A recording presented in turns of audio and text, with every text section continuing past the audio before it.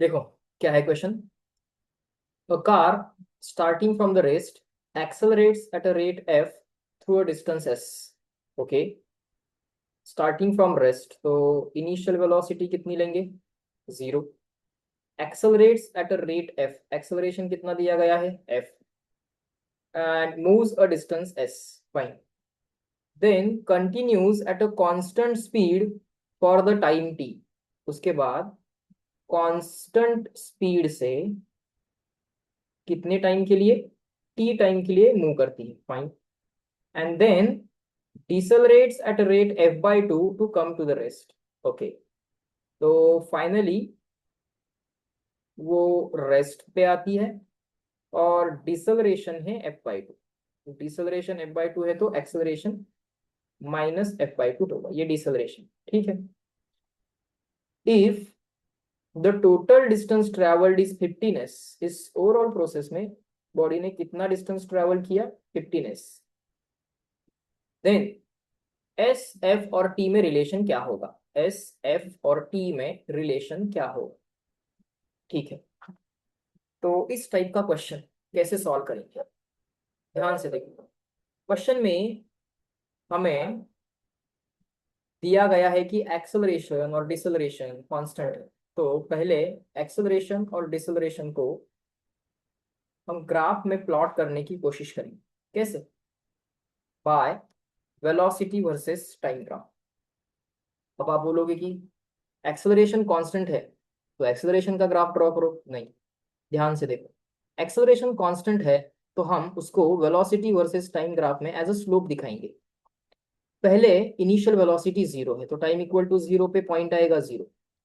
फिर acceleration constant है, मतलब velocity versus time graph straight line होगा। ठीक है, इस प्रोसेस के लिए एक्सेलरेशन कितना है? f। इस लाइन का स्लोप कितना है? f। ये प्रोसेस चली कुछ देर के लिए, वो टाइम ले लेंगे अपन t1। इस प्रोसेस में बॉडी ने डिस्टेंस कितना कवर किया? ले लेंगे s1, लेकिन s1 is equal to s दिया गया है। ठीक है, अब ये वेलोसिटी बढ़ती गई। इसके बाद कुछ देर के लिए इसी वेलोसिटी को मेंटेन किया गया, तो टाइम तो बढ़ता रहेगा लेकिन वेलोसिटी कांस्टेंट रहेगी। कितने टाइम के लिए? आंसर है लेट्स से t2, लेकिन t2 को दिया गया है t, तो कुछ देर के लिए वेलोसिटी कांस्टेंट रही। और फाइनली बोला गया है कि there is a deceleration of f by 2 and the body finally comes to the rest.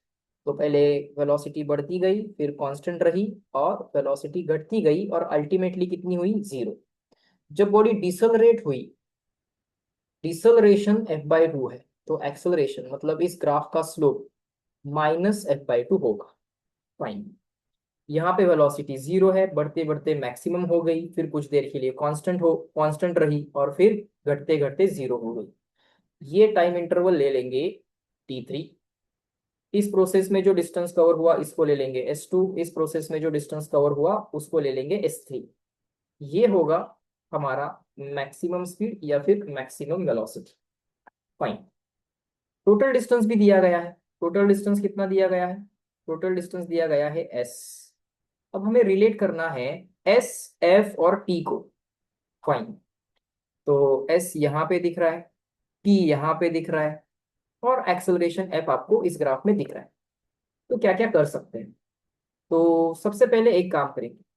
Total distance दिया गया है, कितना दिया गया है? 15s। तो ले लेंगे s1 plus s2 plus s3 is equal to 15s। First relation, s1 कितना है? s plus s2 plus s3 is equal to लिखेंगे 15s। तो क्लियरली s2 प्लस s3 आ जाएगा 14s। इसको लिखो इक्वेशन नंबर 1। अब फाइनल आंसर में s तो अलाउड है, तो इस s को इलिमिनेट करने की जरूरत नहीं है। अब इस s2 और s3 को हमें इलिमिनेट करना है। कैसे करें? इस s2 को लिख सकता हूं मैं, इस S2 को T के लैंग्वेज में लिख सकता हूँ। कैसे? ध्यान से लिखो। S2 को लिखा जाएगा इस डिस्टेंस, ये वाला जो S2 है इसको लिखा जाएगा constant speed into time. Constant speed कितना था? We max into T. अब S2 की रिप्लेसमेंट तो मिल गई, V max into T. T answer में अलाउड है, टी आंसर में अलाउड है, लेकिन ये वी मैक्स अलाउड नहीं है। तो अब इस वी मैक्स को एलिमिनेट करना पड़ेगा। इस वी मैक्स को एलिमिनेट करने के लिए मैं फिर से इस डिस्टेंस s का यूज करूंगा। देखो, सारी चीजें हमें s, t एंड f के लैंग्वेज में एलिमिनेट करनी पड़ी। तो s, t एंड f का यूज करके, ठीक है, हमें v मैक्स को एलिमिनेट करना है। अब ये जो मोशन है, ये मोशन है विथ कांस्टेंट एक्सेलरेशन। तो उसमें हम फॉर्मूला यूज कर सकते हैं V square equal to you square plus 2as। तो वी स्क्वायर होगा V max square, U square होगा 0 स्क्वायर, 2as। एस कितना है, वो तो ऐस ही है। तो उसका यूज करके हम वी मैक्स का स्क्वायर निकाल सकते हैं। यू स्क्वायर तो 0 है, 2, एक्सेलरेशन कितना है f, डिस्प्लेसमेंट कितनी है s1 मतलब s। तो यहां से हमें v मैक्स मिल जाएगा। तो इसको कहो 2 मिनट के लिए इक्वेशन नंबर 2। अब यहां से देखो, t तो अलाउड था, v मैक्स अलाउड नहीं था, तो हमने v मैक्स की रिप्लेसमेंट भी बना ली। तो v मैक्स हमें मिल रहा है √2fs। अब इमीडिएटली इक्वेशन नंबर 3 को इक्वेशन नंबर 2 में पुट करेंगे, तो हमें s2 मिल जाएगा।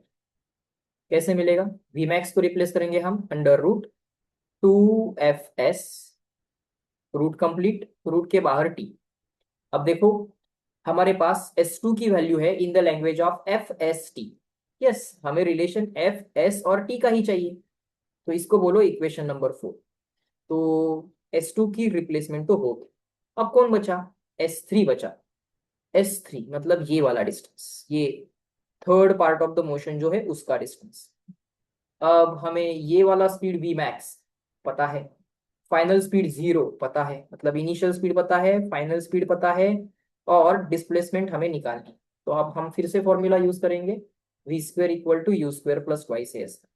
फाइनल स्पीड कितना है 0 स्क्वायर, इनिशियल स्पीड कितना था वी मैक्स का स्क्वायर, 2as, ए मतलब एक्सेलरेशन। इस प्रोसेस का डिसलरेशन था f/2, तो एक्सेलरेशन हमने लिखा था -f/2। तो एक्सेलरेशन की जगह पे लिखेंगे -f/2। वी स्क्वायर मतलब फाइनल वेलोसिटी का स्क्वायर, यू स्क्वायर मतलब इनिशियल वेलोसिटी का स्क्वायर, प्लस 2as, एस मतलब डिस्प्लेसमेंट जो कि है s3। अब यहाँ से 2 से 2 कैंसिल हो गया, ये -fs3 right left hand side पे आएगा तो प्लस हो जाएगा, और ये बनेगा वी मैक्स का स्क्वायर। अब इस f को मैं यहाँ से हटा के राइट साइड पे भेज दूँ, ये होगा मेरा इक्वेशन नंबर 4। अब देखो, S3 का, S3 की रिप्लेसमेंट मुझे f के लैंग्वेज में मिली। Vmax तो अलाउड नहीं है ना, फाइनल आंसर में कहीं पे भी Vmax नहीं है। तो अब फिर से इस Vmax को एलिमिनेट करना पड़ेगा, और उसकी रिप्लेसमेंट हमारे पास ऑलरेडी है ना, उसकी रिप्लेसमेंट हमारे पास ऑलरेडी है।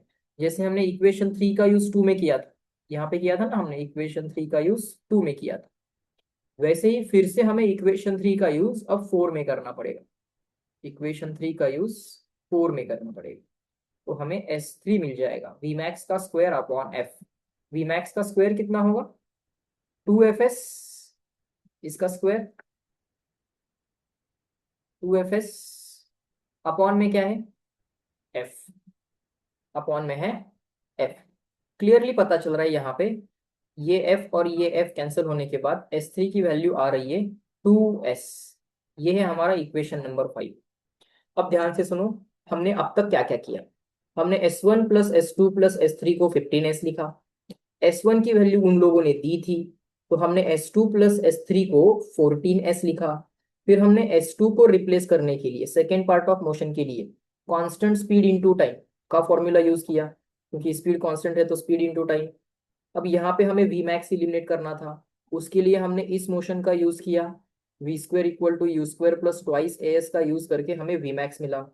वो जो वी मैक्स हमें मिला वो हमने इक्वेशन 2 में यूज किया, और फिर हमें S2 की रिप्लेसमेंट मिली।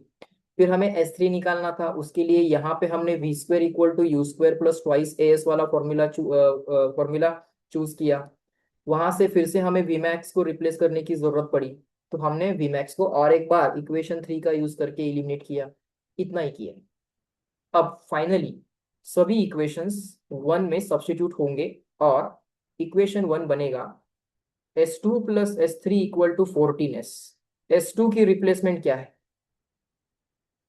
S2 की रिप्लेसमेंट ये है under root 2FS into t plus S3 की रिप्लेसमेंट क्या है? S3 की रिप्लेसमेंट है 2 टाइम्स S, 2 टाइम्स S। और इज इक्वल टू कितना था? इज इक्वल टू था 14S। Clearly under root 2FS root के बाहर t इज इक्वल टू ये 2S राइट साइड भेजो, 14S माइनस 2S कितना होगा? 12S। अब रिलेशन तो आ चुका है, बस इसको रीअरेंज करना है। अब यहाँ पे सिर्फ F S और T है। Squaring on both the sides answer आएगा 2FS into t square equal to 144S square. अब ये वाला S और ये वाला S स्क्वायर कैंसिल हो जाएगा, ये वाला 2 और ये वाला 144 कैंसिल हो जाएगा, तो राइट साइड पे बचेगा 72S। ठीक है, ठीक से लिखते हैं इसको।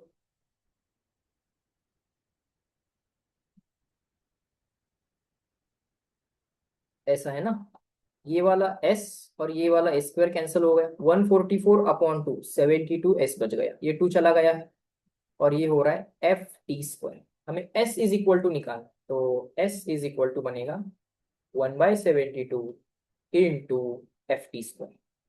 ठीक है, तो फाइनल आंसर कौन सा होगा? Option number 3।